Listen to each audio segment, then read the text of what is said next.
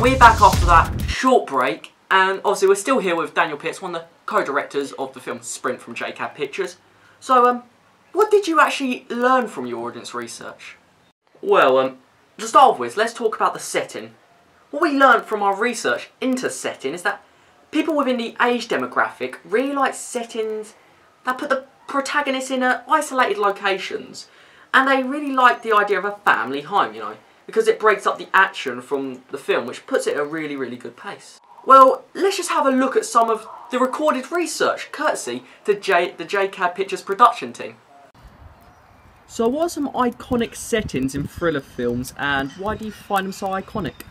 I think the film Seven is quite iconic for its settings, because it starts off where they're in a desert, and the desert's very mysterious because there's not much there, so you can't get an inkling of what's going to happen. It adds to the suspense of the movie because you don't know what's going to happen, so anything could happen.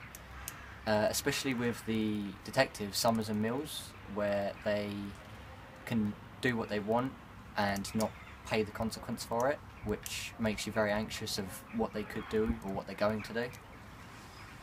So what do you think is a typical setting in a thriller film?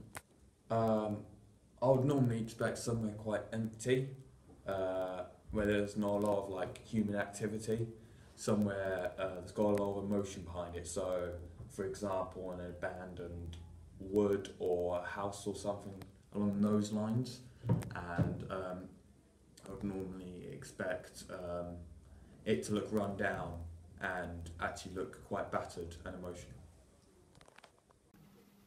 So what are some iconic settings in thriller films for you, and why? In the film Rear Window, the apartment in there, it's an old film, I know, but it's brilliant due to the place. It's really good to build up and break the tension, and it's just a really worrying and eerie place to be. So, when the protagonist isn't in the action, what sort of setting do you expect him to be in a thriller film? Well, generally, I would tend to think the protagonist to be perhaps in a homely setting, maybe with the family, as shown in the thriller film Seven with Detective Mills. So what are some settings you find very iconic in thriller films? I really like the opening in Casino Royale because it's set in Madagascar. I find this a brilliant setting because it puts James Bond out of his comfort zone in a foreign country. So watching it, I'm wondering how he will adapt and cope with this unfamiliar situation. Well, we addressed the idea of isolation with the first and third act of the opening, because the wood, which the protagonist Jason is in, this is located away from big social industrial areas. This addresses the fact that the audience like them being isolated because it adds more suspense to the film.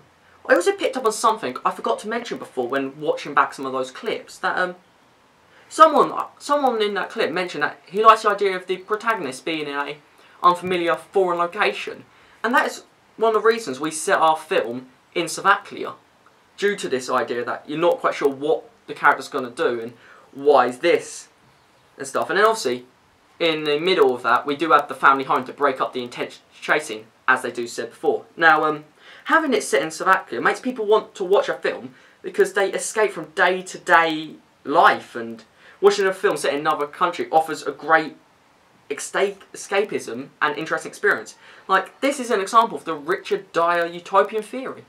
So what other aspects of your film did you make due to the research? Well, the actual storyline of our film is that a man, Jason, has lost his memory and has flashbacks while being chased by an anonymous pursuer. One of the reasons we chose this is because we received feedback from our intended audience that they really like films like Memento and the Bourne trilogy. You know, films about people with memory loss. And that's another reason, because of the Bourne trilogy, we have our protagonist, being an actual secret agent. And because of like this, we have quite a conventional storyline, but it has a good balance between action per minute and, you know, in nice dialogue scenes, which you get, obviously, we all want in thriller films. Okay then, now once again, let's look at some research from this.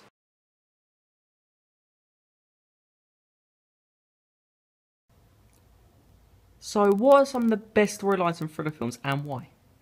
I think the Bourne series is actually really good. I mean, I love that he doesn't know who he is. I think that was such a complexity bit to the film. And I also think the film just in total, in general, has so many layers to it to dive deep into. And also him being a secret agent is just adds so much suspense and tension. And I just think that really works for the film. So, what are some of the best storylines in thriller films, in your opinion, and why? Well, let's take, for example, the film Seven. I love the film itself, but I love, personally, the plot twist ending, because you're not really sure whether the character John Doe is, well, whatever, justified in his actions. He's portrayed as the bad guy, but he does have reason for his actions at the end of the film, therefore making it a plot twist ending. So, what are some storylines you really like in thriller films?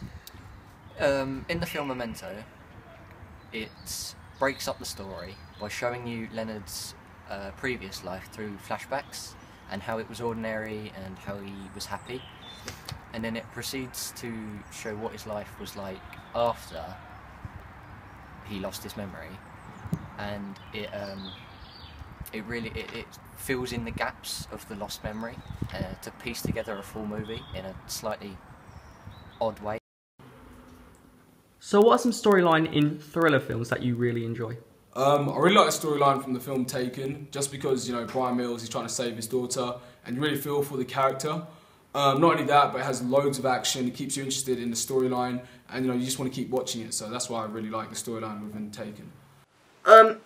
Because we're running out of time, we can't really talk about one more aspect of audience research, so go ahead. Oh, okay then, let's touch upon characters then.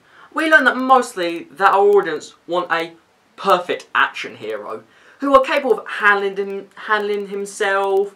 You know, that's why we had our protagonist Jason having a gun, being physically fit to run away.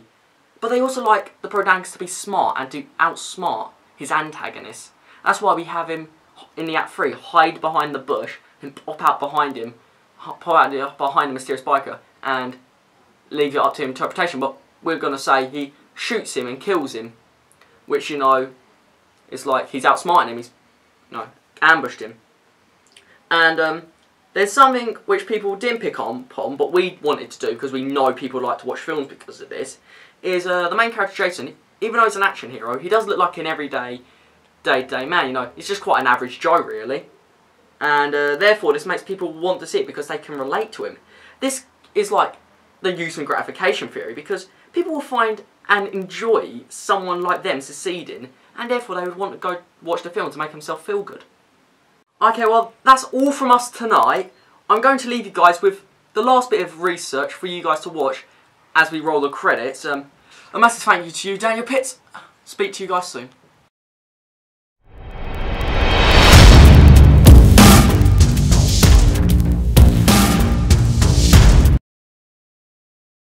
What do you think of a typical character in a thriller film should be, and can you give any examples to us? Any examples? The first one that comes to mind is Brian Mills from Taken. It's mainly because he's very attractive to women, and he's a strong character. He knows how to handle a gun like most main male characters in thriller films. You know, he's always trying to defend his family and friends, and that's what, I guess, like his sort of role in thriller films and stuff. So yeah, he would be definitely an example of a male character in thriller films. So very masculine, knows how to handle a gun in action, I suppose. Yeah, I guess so. But yeah. When you think of a thriller film, what is a typical character you think of, and could you give any examples? When I think of a protagonist in a thriller film, I think that they are intelligent and strong in order to outsmart the enemy at hand and be able to beat them in order for a happy ending. They seem troubled at first and are not happy with the way that things are going, which allows the character to change over the course of the film into a better person. When I think of a thriller film character, I think of Sherlock Holmes because he is smart, but people know that he's capable of and seem very distant at the start of the film. But towards the end, he realises he's wrong ways and solves the case and becomes a better person because of it. Oh, okay, that was very detailed, thank you. What do you think a typical character in a thriller film is, and can you give me any examples? I would say a male, a strong male with a weapon usually, because they usually seem quite intimidating and they scare the audience and obviously the people in it. And yeah, they're usually quite vicious and quite malicious and try to, I guess, manipulate people into going somewhere and maybe killing them, I guess, because thriller films are like that and they're usually quite gruesome. Can you give any examples of a character that you think of when you think of a thriller film? Or I'd say Freddy Krueger maybe, because he has, I guess that's a thriller film, Nightmare on Elm Street, and because he has the claws and he kills people in lots of different ways because he can shapeshift and it's just generally quite intimidating. So you more remember the bad guys in a thriller film more than the good guys? More than good guys, yeah, definitely. When you think of a typical thriller film, what is a typical character you think of, and could you give any examples? My favourite characters in a thriller film are the antagonists. They are devious towards the antagonist and always cause mayhem in the film, causing twists and problems for the hero to overcome. They are smart and almost come out with victory, but the hero normally overcomes for a happy ending. My favourite antagonist in the thriller film is Dr. Hannibal Lecter from Silence of Lambs.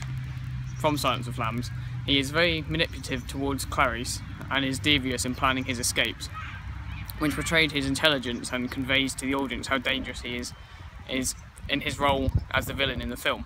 However, in this film, the protagonist is not a typical stereotype of a strongman character. In fact, it's a young woman who has great abilities and courage, which makes the character in the film even better. Thank you very much. When you think of a thriller film, what is a typical character you think of, and could you give any examples? Well, from a thriller film, I always think of somebody like Will Smith in the film Focus, because he's a strong, intelligent male and dresses in a suit which gives the impression of power.